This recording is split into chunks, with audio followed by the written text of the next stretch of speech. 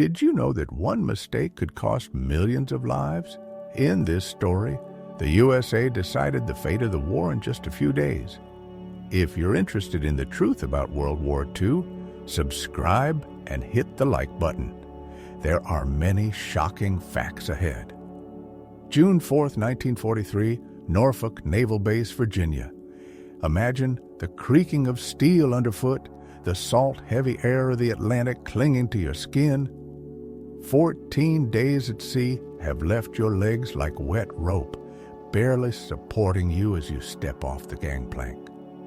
Now picture yourself as Unteroffizier Hermann Butcher, a loyal soldier of the Reich, trained to believe in a rigid world of order, race, and military might. And yet, what greets your eyes through the soft veil of morning fog is something your training never prepared you for. White and black dock workers together, shoulder to shoulder, maneuver massive crates with a choreography born of experience and cooperation. Nearby, a woman in grease-stained coveralls swings a crane into motion like it's an extension of her own body. At the gates, children hawk newspapers with practiced charm. No one runs from your uniform. No one flinches. Die spinnen, die Amerikaner, Butcher mutters to the soldier behind him. The Americans are crazy. But this was no madness. It was America. Butcher would later recount this surreal moment in Behind Barbed Wire, a memoir published in Germany in 1952, one of the most detailed and revealing accounts of German POW life on American soil. The Norfolk base sprawled across 4,300 acres, a colossus of logistics and military might. Its piers stretched so far they disappeared into the haze, alive with cranes hoisting cargo in a mechanical ballet. In just a few hours, this one base moved more tonnage than Hamburg could manage in an entire week. But it wasn't the size that left German prisoners speechless. It was the normalcy. Civilians strolled near restricted areas. Donuts and hot coffee were sold within sight of massive warships. A brass band played lively tunes for a crowd gathered at a war bond rally. Music, laughter, life, all unfolding against the backdrop of total war. It was as if this nation, locked in a struggle against global fascism, refused to show any fear. On that day, 2,500 veterans of Rommel's famed Africa Corps stood in crisp lines on foreign soil.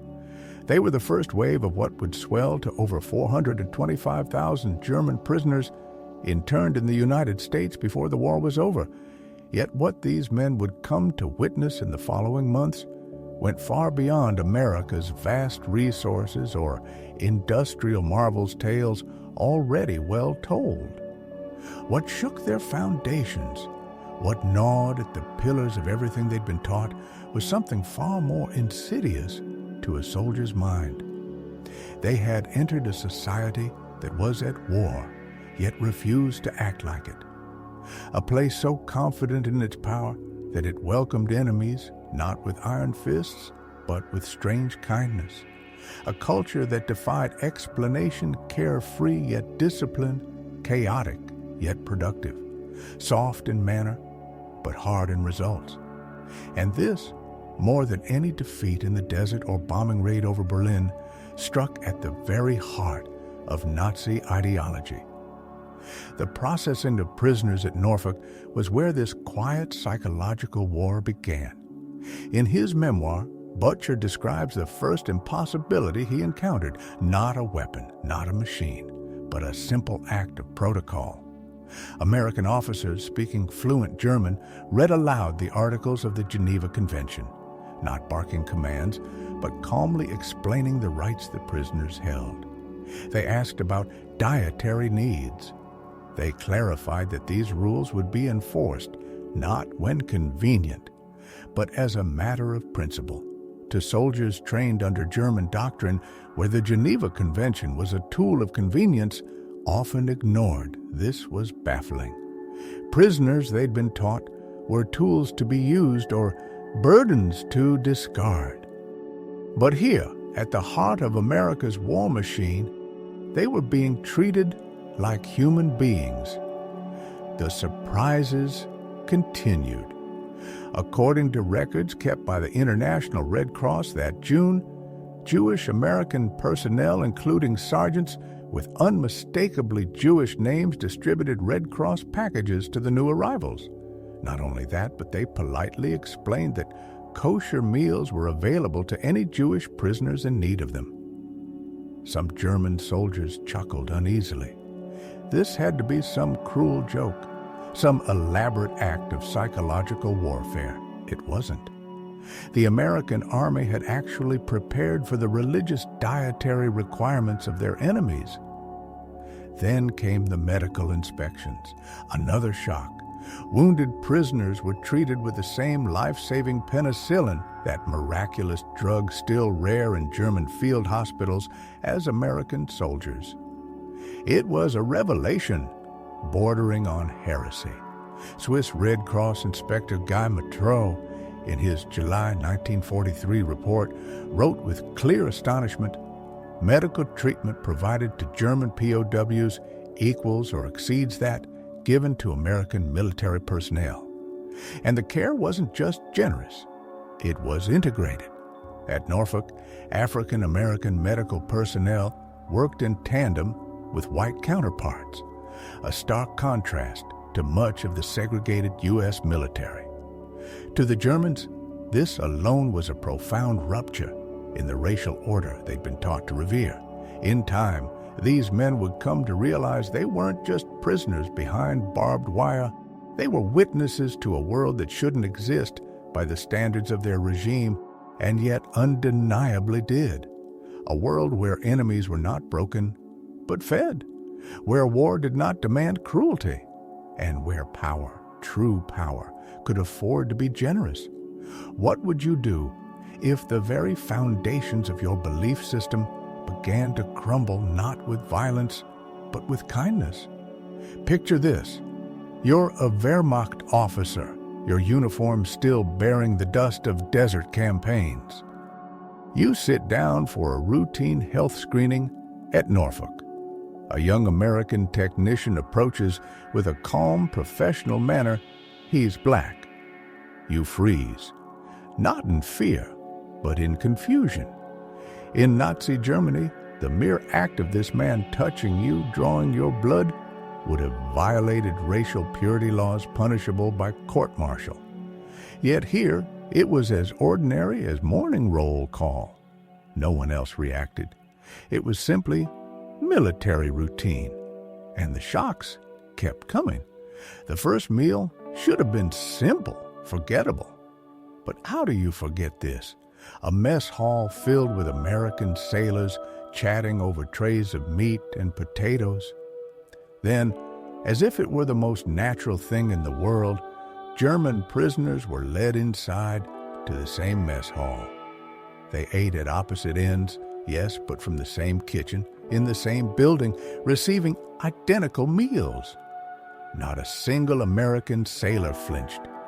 Instead, their attention was glued to a radio crackling with a baseball game. The enemies of yesterday sat 50 feet away and nobody cared. Then came the journey inland, 3 days by train, deeper into the American interior. But this was no secretive transport in cattle cars under cover of darkness. No, this was daylight. Passenger coaches with padded seats. The train stopped at stations like any civilian line. Civilians gathered to stare not in fear or fury, but curiosity. At Union Station in Washington, D.C., logs from June 1943 show hundreds of witnesses watched German POWs disembark. And across the platform, American families saying goodbye to their sons heading off to war.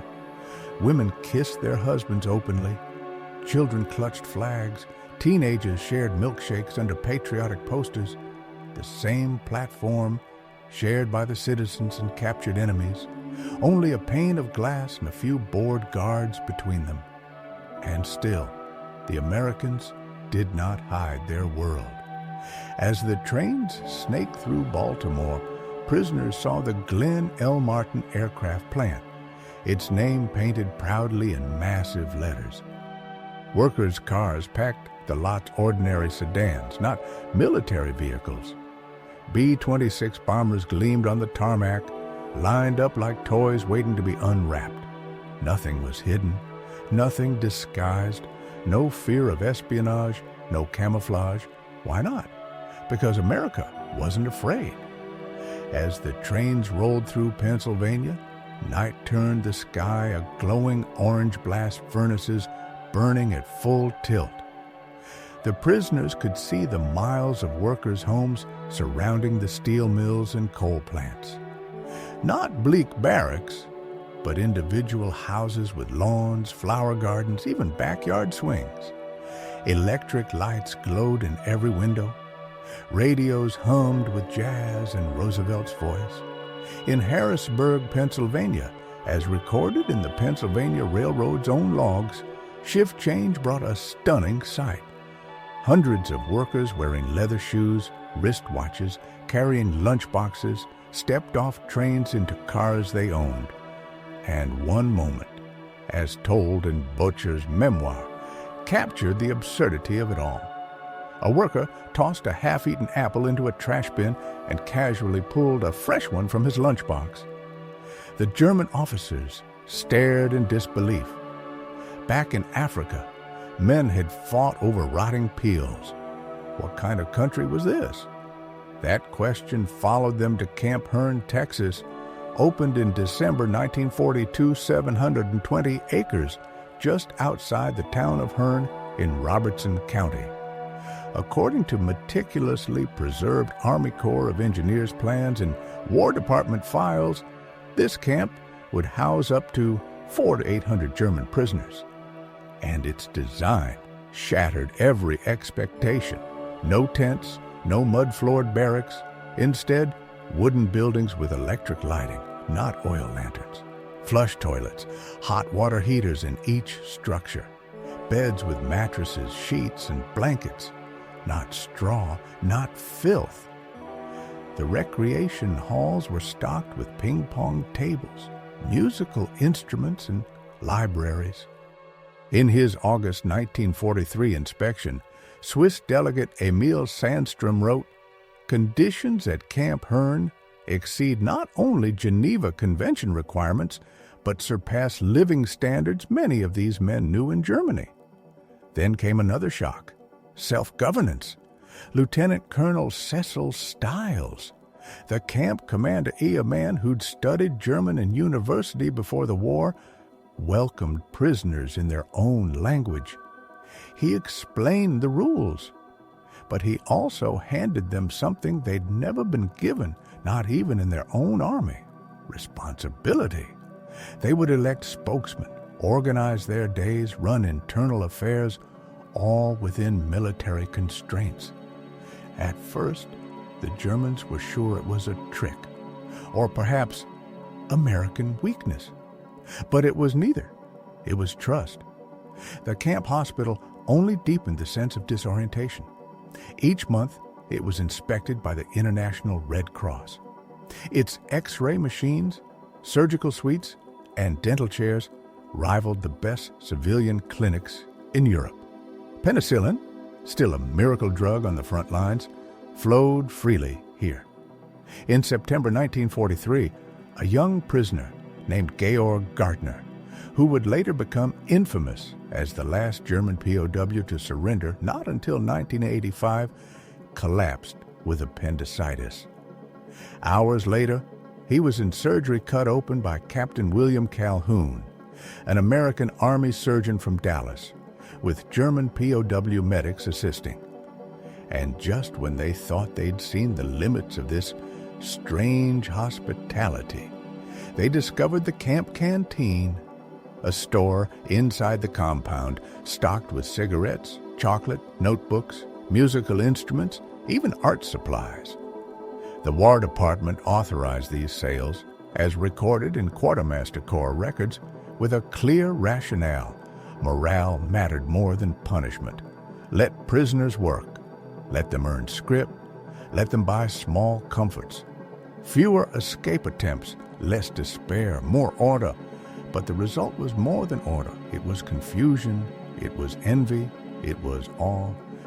What kind of enemy treated you not like a prisoner, but like a man? How do you conquer a people who give their enemies Christmas leave and pocket money?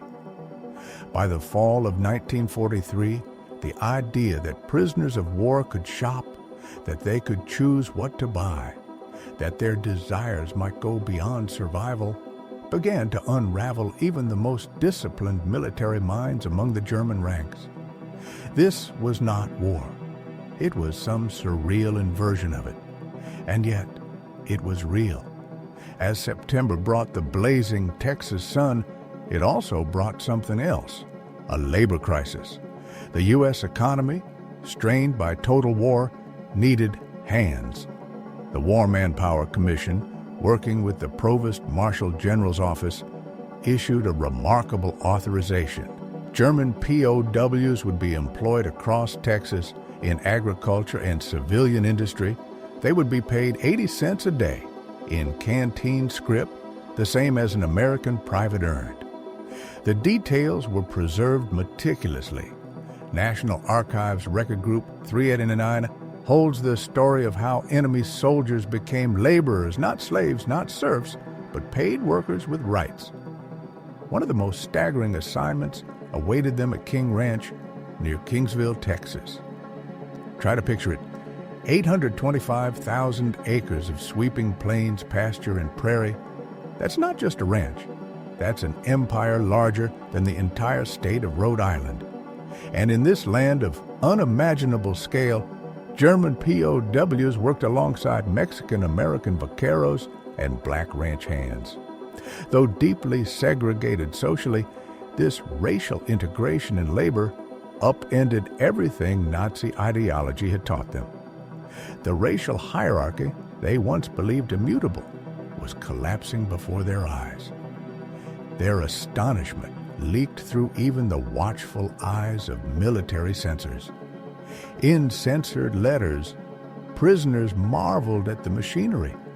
Combine harvesters replacing dozens of men, trucks where they'd use carts, and even airplanes.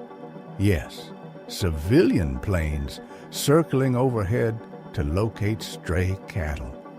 Ranch foreman Richard Clayburgh Jr., according to employment records, didn't treat them like prisoners at all. He treated them like seasonal staff. Elsewhere across Texas, POWs witnessed another miracle: speed. At cotton gins in counties like Taylor, Caldwell, and Waller, they saw raw cotton transformed at a pace that felt impossible.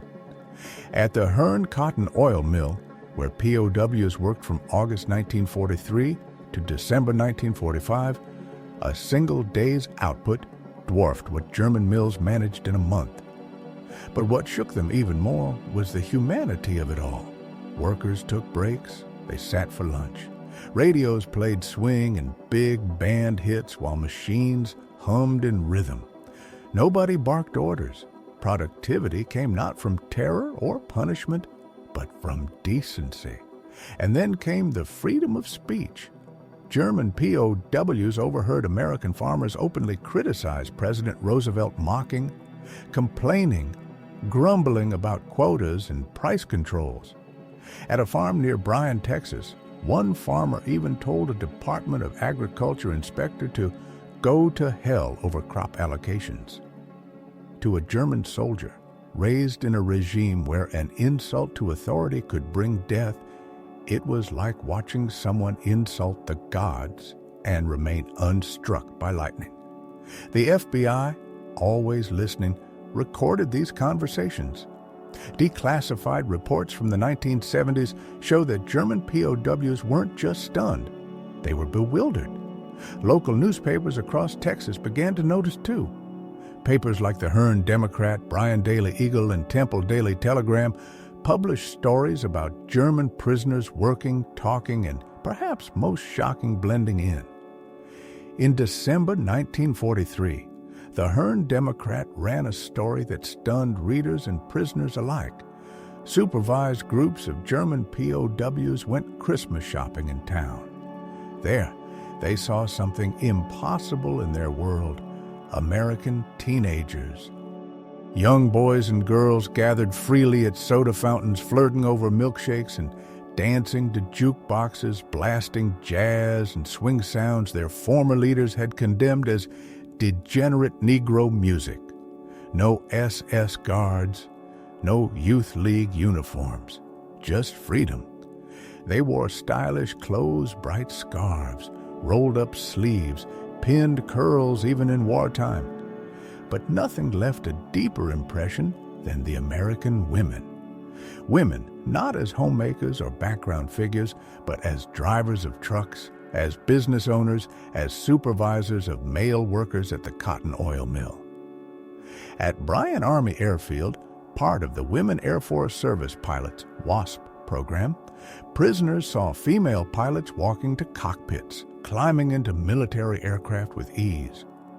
Between 1943 and 1944, WASPs flew from Bryan Field, their planes rumbling over POW work details in surrounding areas. To men indoctrinated in an ideology of male supremacy, it was as if the laws of gravity had been reversed. And then, just before Christmas, came a moment that no training manual could explain. Across Robertson County, churches opened their doors. Records from First Baptist Church of Hearne, First Methodist, and St. Mary's Catholic Church confirm it. German prisoners attended Christmas Eve services. They sat in pews beside American families. Mothers whose sons were overseas sat next to men who might once have fired at them. They bowed their heads during the same prayers. They sang the same hymns. As reported by the Hearne Democrat on December 24, 1943, they were not just prisoners, they were human again. By early 1944, something extraordinary was happening at Camp Hearne. Not a single incident had been reported. No escape attempts, no uprisings, no riots. Instead, something subtler was taking place, a quiet revolution of the mind. The barbed wire still stood, the guards still patrolled, but behind the fences, books, lectures, and ideas began doing what bullets could not. At the heart of this transformation was the Special Projects Division of the Provost Marshal General's Office. Declassified documents from Record Group 389 at the National Archives now reveal the true scope of what had, on the surface, appeared to be a simple, voluntary education program. In reality, it was a sophisticated, covert re-education campaign, quietly altering the ideological foundation of thousands of former enemies. It began modestly. The camp library, launched with just 500 donated books from Hearne residents, expanded to over 5,000 volumes by August 1944. Many came through the American Library Association's Books for Prisoners initiative. But the content of those books, revolutionary. German prisoners could now read works that would have earned them a death sentence in the Reich. Thomas Mann's The Magic Mountain. Erich Maria Remarque's All Quiet on the Western Front. Even novels by Jewish authors like Lion Feuchtwanger, once publicly burned by Nazi students, now sat on library shelves inside a POW camp in Texas. Sam Houston State Teachers College, now Sam Houston State University, took it further. College records from 1944 to 1945 confirm that 340 German POWs enrolled in correspondence courses in English, American history, mathematics, and agricultural science. Professors traveled to Camp Hearne every month to give lectures and exams, transforming barracks into classrooms, prisoners into students. And then there was the press. Yes, Der Ruf, the famous POW publication, was indeed born at Fort Kearny, Rhode Island. But at Camp Hearne, the prisoners had their own voice. A newspaper called Der Spiegel, the Mirror, not to be confused with the later German magazine of the same name. Early editions, preserved at the Army Heritage and Education Center, read like echoes of the Third Reich. But by late 1944, something changed. Editorials began exploring democratic principles, discussing freedom of thought, responsibility, and even reform. The propaganda was cracking not through censorship, but by exposure to something stronger, an alternative reality. How did this shift happen? The answer lies buried in declassified documents of the Special Projects Division. This wasn't accidental. It was deliberate psychological warfare, but without the cruelty. The Americans, working with German émigré advisors and Army psychologists, classified prisoners into three categories: ardent Nazis, non-political soldiers, anti-Nazi prisoners. Each group received customized treatment. Those identified as anti-Nazi were given extra privileges, enrolled in advanced education, and appointed as barracks leaders, discussion group moderators, and editors of newspapers. Their influence on the rest was carefully cultivated, monitored, and, when necessary, amplified. Screening was subtle and constant. Analysts observed everything: reactions to news of German defeats, library checkout records, class attendance, and conversations overheard in the yard. Every week, reports documented ideological drift across the camp. In November 1944, Major Maxwell McKnight, the assistant executive officer whose papers are now preserved at the Hoover Institution, wrote, "The transformation rate exceeds expectations. Approximately 60% of non-political prisoners show measurable movement toward democratic ideals after 6 months of exposure to American society and targeted education." And it wasn't just classrooms or literature that changed minds. Work assignments did something no lecture could. At the Alcoa aluminum plant in Rockdale, Texas, where German POWs were assigned in September 1943, they witnessed a kind of abundance that bordered on the grotesque. Every day they collected discarded aluminum scrap, more than German aircraft factories could hope to acquire in a week. It wasn't waste, it was excess. And the food industry? That hit the hardest. At the Stokely Brothers Cannery in Cameron, Texas, verified through Milam County historical records, POWs helped sort fruits and vegetables. They watched in disbelief as hundreds of pounds of food were thrown away for cosmetic flaws. Slightly underripe tomatoes, corn with uneven rows, beans with blemishes, all deemed unsuitable for American shelves. In a letter preserved by the Red Cross, Corporal Friedrich Mueller wrote, "Today we destroyed hundreds of pounds of fruit because it did not meet canning standards. Fruit that would be treasure in Germany is garbage here." The American supervisor apologized to us for the waste, not understanding that he was apologizing for abundance we couldn't imagine. But it wasn't just waste they saw. They saw care. They saw voluntary restraint, freedom, and above all, community. This became painfully clear at Christmas 1943. In most wars, Christmas brings a grim reminder of absence. But in Camp Hearne, something unprecedented unfolded: a full-scale town mobilization for the sake of their enemies. With just 2,000 residents, the people of Hearne organized a holiday event for 4,800 German prisoners. The Hearne Democrat, on December 23, 1943, published the full list of donations: gift packages, one for every POW, handmade Christmas cards and decorations from local schools, cigarettes, candy, sports equipment, donated by American Legion Post 104, veterans who had once fought against Germany in the trenches of the Great War churches, families, school children, all came together, not out of fear, but out of something more powerful, compassion. And the prisoners, they wept, not from sadness, but from the unbearable contrast between what they had been taught and what they had now lived. They were enemies in name only. In truth, they had become witnesses to the strength of a free people, to the strange and sometimes uncomfortable mercy of democracy.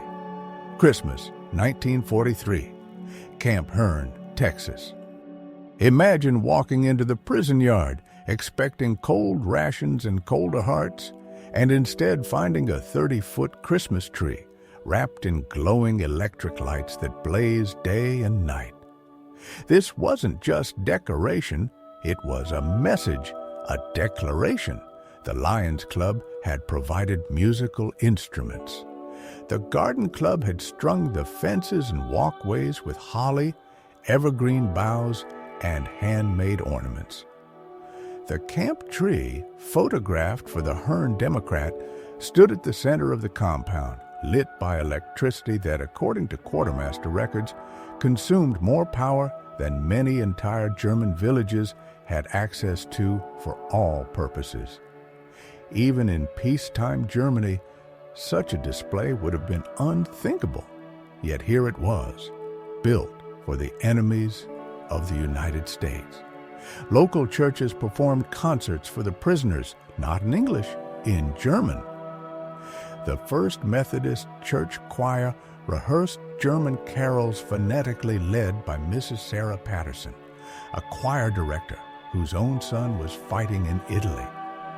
According to Guard reports, more than a few POWs broke down in tears, unable to reconcile the sound of American mothers singing to them, while their sons risked death at the hands of Germans. And then came the feast. Quartermaster menus preserved in the archives spell it out with almost surreal clarity. Roast turkey, 1 pound per man ham, candied sweet potatoes, green beans, cornbread stuffing, cranberry sauce, mince pie, apple pie, ice cream, beer for the enlisted, California wine for officers.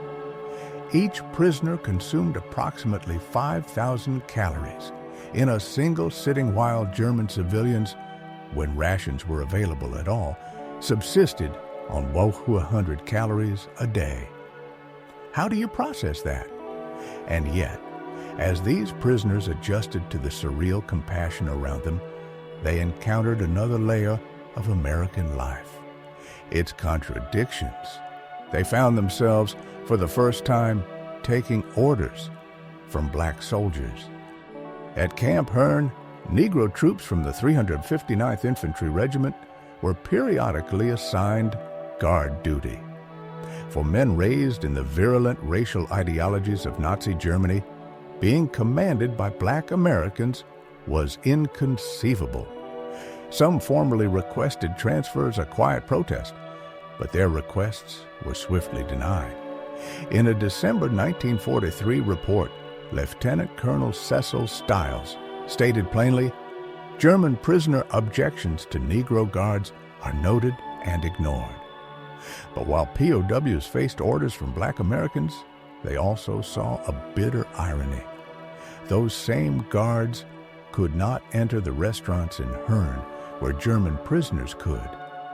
They saw segregated movie theaters where they, the enemy, could sit in the main section while Negro soldiers were restricted to balconies or denied entry altogether. Prisoners of war with more social freedom than American citizens. It was a paradox so sharp it shredded ideology. At agricultural work sites, according to Farm Security Administration records, POWs worked side by side with Mexican, American, and black laborers. Nazi myths about racial purity and productivity were dismantled by reality. They watched black workers outpick them in cotton fields. The results were undeniable, and for some prisoners this wasn't just disillusionment, it was transformation. 3 lives, 3 stories, all born in barbed wire. Herman Butcher arrived at Camp Hearne in June 1943, a loyal Nazi, hardened by propaganda and battlefield loyalty. But the gifts he received on Christmas, the songs sung by mothers whose sons he might have killed, cracked his worldview. In his memoir, he wrote, "These people, whose sons we had tried to kill, gave us gifts. Their kindness wasn't weakness, but strength, the confidence of victors who knew they had already won not just the war, but the peace that would follow." He would immigrate to America in 1953, become a citizen in 1958, and work as an engineer at General Motors until retirement. Georg Gartner, another POW, took a different path. In September 1945, he escaped from Camp Deming, New Mexico. But he didn't flee the country. Instead, he became American illegally at first, under the name Dennis Wiles. He married an American woman, raised children, and worked as a tennis instructor in California. When he finally surrendered for a 1985 television documentary, he had lived in America longer than he had in Germany. His memoir, Hitler's Last Soldier in America, would become a symbol of what America could do to the mind of an enemy. Reinhold Pabel, too, escaped not out of fear or hatred, but curiosity. From Camp Washington, Illinois, he disappeared into Chicago, lived among Americans, worked in bookstores, and married. He surrendered voluntarily in 1953. The FBI investigation found no crimes beyond illegal entry. He gained citizenship in 1959, built a business, and later sponsored other German immigrants into the country he had once opposed. But Camp Hearne was only one story in a national mosaic. Over 500 camps dotted the United States. And from them, patterns emerged: ideological collapse, re-education, reinvention. In Camp Alva, Oklahoma, agriculture was the tool of transformation. According to Department of Agriculture records, German POWs managed a 200-acre demonstration farm where they learned mechanical cultivation, crop rotation, soil conservation, and hybrid seed development. Local farmers, recognizing the skill of their former enemies, paid premium wages for their labor. At Camp Concordia, Kansas, the arts flourished. German POWs painted murals, some of which still grace the Stone County Courthouse. The camp orchestra, supplied with instruments donated by Kansas residents, performed public concerts to glowing reviews in the Concordia Blade. Their art now forms permanent museum collections. In Camp Trinidad, Colorado, the challenge was the brutal cold -20 degrees Fahrenheit in winter. Quartermaster records show POWs received Arctic-grade clothing, insulated barracks, and 4,000-calorie rations during the coldest months. Swiss Inspector André Ponchot, visiting in February 1944, reported, "German prisoners at Trinidad received better winter provisions than Wehrmacht troops on the Eastern Front." But perhaps the most mind-altering experience for many POWs came not from a meal or a sermon or a guard, but from something far simpler: information. For soldiers trained in censorship, secrecy, and lies, American transparency was the final weapon, a quiet one, but devastating all the same. And it was everywhere. What breaks a man's loyalty to dictatorship? Not interrogation, not punishment, but something far more dangerous to authoritarianism: information. At Camp Hearne and across hundreds of POW camps in America, it wasn't beatings or propaganda that unraveled the convictions of captured soldiers. It was the morning paper. Prisoners had full access to American newspapers, and what they read left them stunned. They saw criticism of the war effort printed openly. Reports of production problems, strategic failures, political dissent. Published not in secret, but in bold headlines. The Special Projects Division, far from hiding this, made sure prisoners saw a range of viewpoints.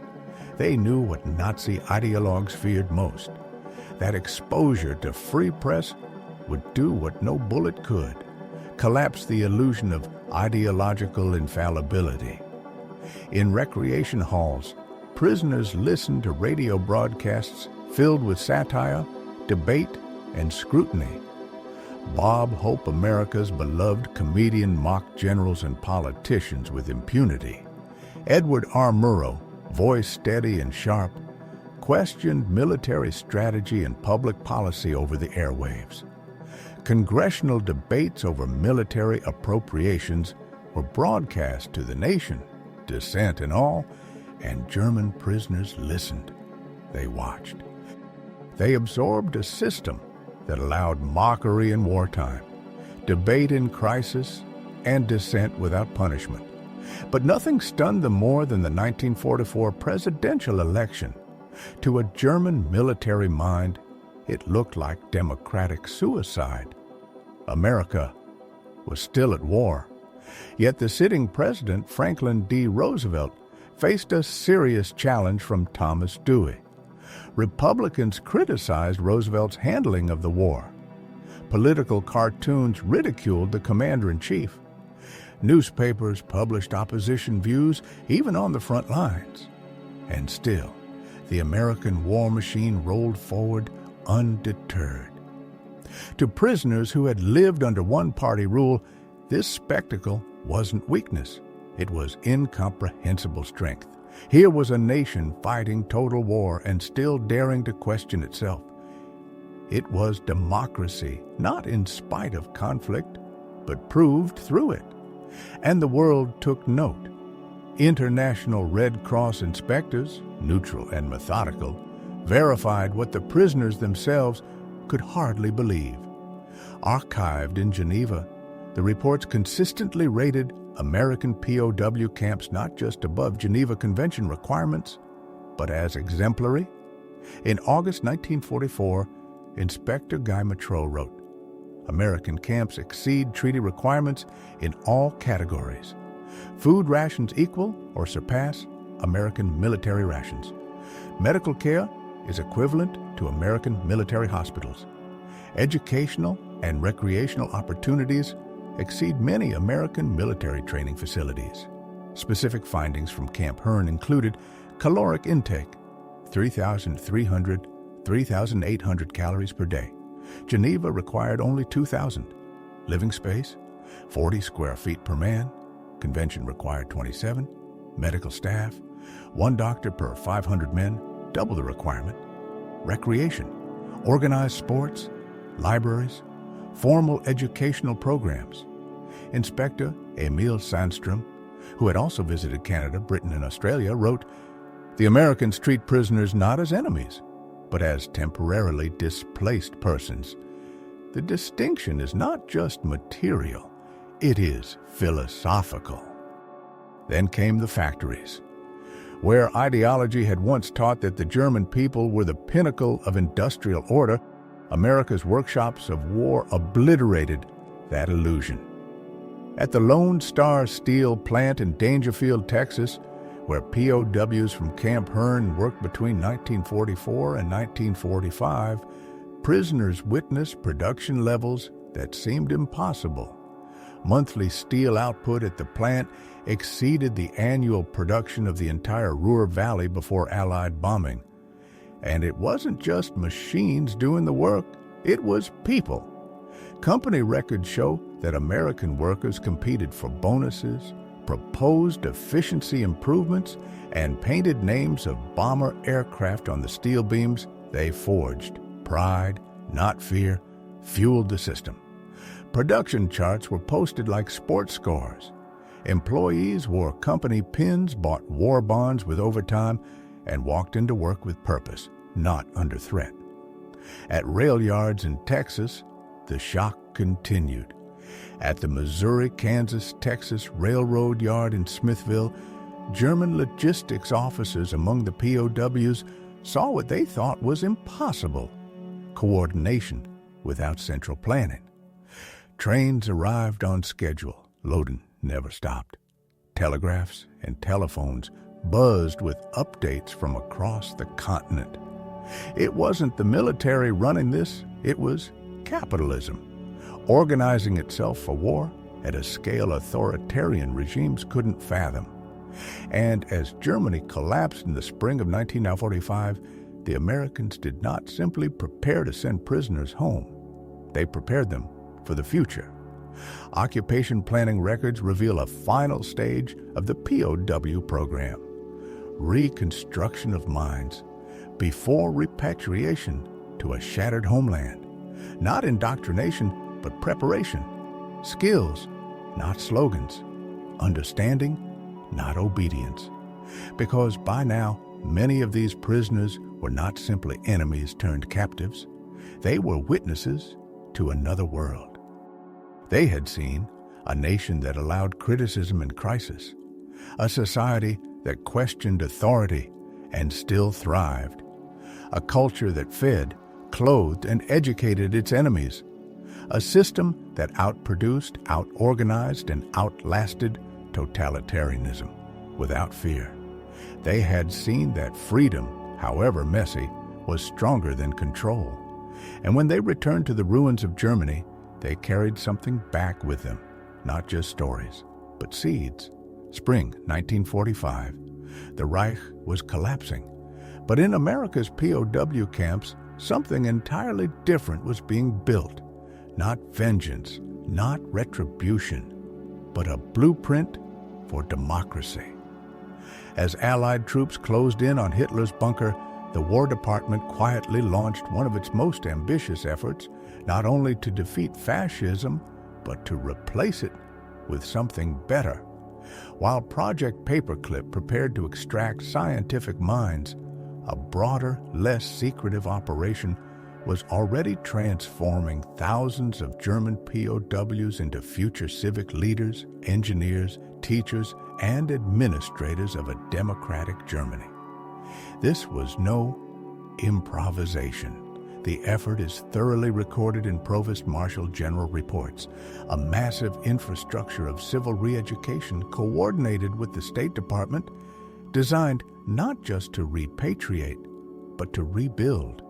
Courses in civil administration prepared POWs to manage bombed-out cities. Agricultural training emphasized feeding starving post-war populations. Medical programs taught public health techniques to prevent epidemics in ruined infrastructure. Engineers were educated in bridge repair, sanitation systems, power restoration. Potential democratic leaders were identified and given extra training in governance and constitutional administration. And the numbers tell the scale of this transformation. By May 1945, within months of war's end, 31,000 POWs were enrolled in vocational training, 18,000 studied English, 12,000 were in agricultural programs, 8,500 took technical courses, 6,200 pursued business administration. In some camps, future Marshall Plan concepts were introduced before the plan itself was publicly announced. State Department officials visited POW camps to explain America would rebuild Germany, not punish it. And this was the final blow to Nazi ideology. The belief in eternal struggle, in domination by force, in race, as destiny collapsed not through war, but through incomprehensible generosity. The transformation was measurable. For the 425,000 German POWs held in the United States, incidents of disobedience were nearly non-existent. Escape attempts, 2,222, just 0.52%. Successful escapes lasting more than 30 days, 54 total, 0.01%. Sabotage incidents, 7 confirmed cases, 0.0%. Work refusals, 178 documented, 0.4%. Voluntary labor participation, 87% of all eligible prisoners, but numbers tell only part of the story. The post-war surveys, conducted by American occupation authorities, show how deep the shift went. 74% of returned POWs held favorable views of American democracy. 61% supported Marshall Plan aid when announced. 55% advocated a German-American alliance, 38% expressed a desire to emigrate to America, 23% maintained correspondence with American families after repatriation, and many did more than write letters. In the 1950s, 5,000 former POWs legally emigrated to the United States. 92% became citizens within the eligible time frame, and their success was remarkable. High employment, high home ownership. Virtually no criminal records. They didn't just live in America, they thrived. Back in Germany, their legacy reshaped the West. Occupation records and German archives confirm that these former prisoners, once soldiers in Hitler's army, became builders of the new republic. 48 became members of the Bundestag. 312 served as mayors or city councilors. 147 contributed to agricultural modernization. 2,341 became teachers in post-Nazi schools. 4,165 managed businesses using American management models. One of them, Hans-Georg von Studnitz, a POW turned German industrialist, told American historians in 1965, "We returned from America with more than memories. We brought knowledge of how democracy functions, how free markets operate, how diverse peoples cooperate. We had seen the future, and we knew it worked." Camp Hearne closed in December 1945, but it never truly ended. The Hearne Heritage League today preserves a remarkable collection, letters, cards, and memoirs from former POWs spanning 40 years. Christmas cards arrived every year until the last former prisoner passed away in 2001. These were not ritual gestures. They were testaments to gratitude, to transformation, to bonds forged across fences. In 1984, the 40th anniversary of D-Day, 50 former Camp Hearne prisoners returned to Texas. The Hearne Democrat covered the event extensively. Former enemies embraced their guards. Veterans of the Wehrmacht placed flowers at the American Legion Memorial. Fritz Zimmermann, speaking for the group, stood before the town and said, "We came as enemies, believing in racial superiority and national destiny. We left as friends, understanding that democracy's chaos is its strength, that diversity creates rather than weakens unity." And so ends one of the most remarkable transformations of World War II, from soldier to student, from enemy to ally, from a war fought with tanks and bombers to a victory secured with books, songs, generosity, and truth. The German POW experience in America has been thoroughly documented by historians like Arnold Kramer in Nazi Prisoners of War in America and Judith Gansberg in Stalag, USA. Yet no archive can fully capture the quiet, daily erosion of tyranny that occurred in mess halls, cotton fields, libraries, and church pews. This was not just a story of mercy. It was a strategic dismantling of hatred, not with vengeance, but with vision. A vision that decades later still echoes in the lives of those who came to America as enemies and stayed as witnesses to its enduring ideals. They arrived wearing enemy uniforms. They left carrying American ideals. From 1943 to 1946, over 400,000 German prisoners of war stepped onto American soil expecting retribution, suspicion, and perhaps cruelty.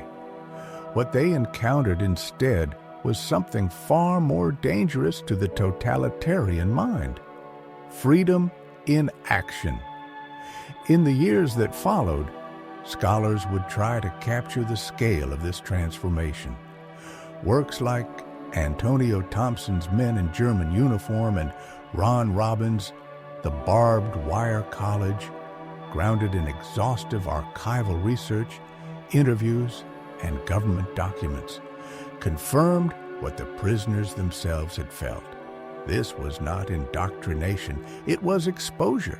Exposure to books once banned, to voices once silenced, to citizens who questioned their leaders.